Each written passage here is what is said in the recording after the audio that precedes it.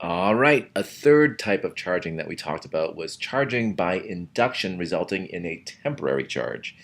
And what you're going to see here is that this does not require the objects to actually touch.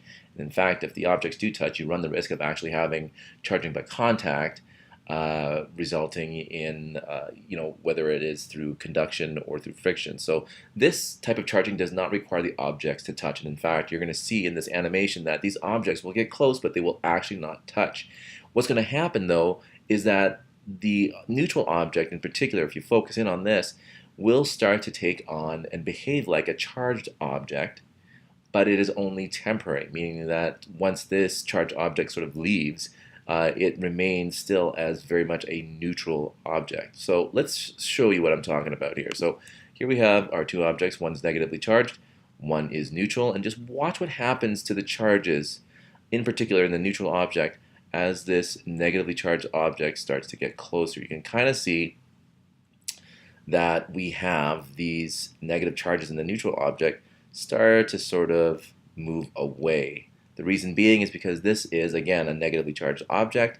That means that the negative charges inside this neutral object are going to be repelled by that overall negative charge in this object. Now, when that happens, you end up having this really interesting sort of thing happen on this neutral object. So again, here's our negative object. This object, if we count up the charges, positives and negatives, it is still overall neutral. But the arrangement of those charges gives this neutral object a bit of a charge.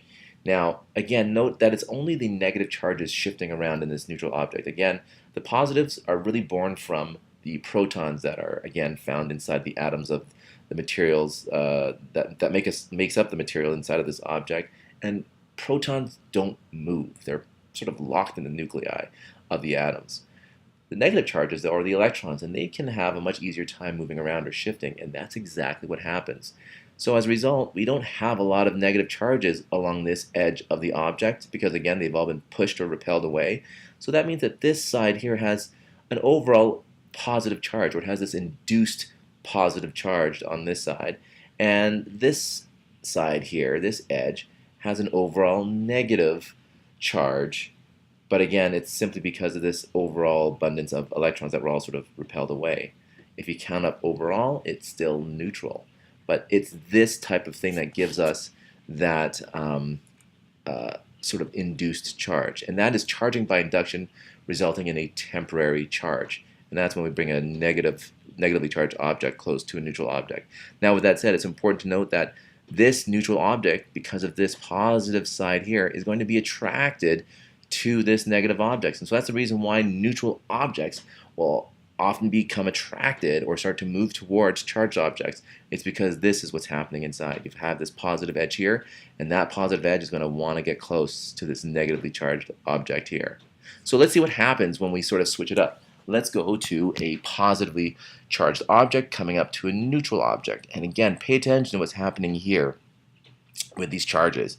As we start to move these objects together, you'll see that the negative charges start to move towards this edge here because they are definitely getting attracted to this positively charged object. Again, notice it's just the negative charges shifting around in this neutral object. The positive charges stay where they are. But because this shift happens, you end up with sort of this negatively charged, or this sort of induced negative charge here on this side, and this induced positive edge here on this side. But overall, this is a neutral object. But because this edge here is negatively charged, or behaves like a negatively charged object, it's going to be attracted to this positive object here, and as a result, yes, this neutral object will start to move towards or be attracted to this positively charged object.